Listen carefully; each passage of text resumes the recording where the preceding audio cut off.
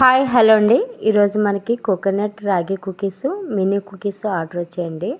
వీటిని ఎలా తయారు చేయాలనేది చూద్దాం రండి. ముందుగా బటర్ తీసుకొని విస్కర్తో బాగా కలుపుకోవాలండి.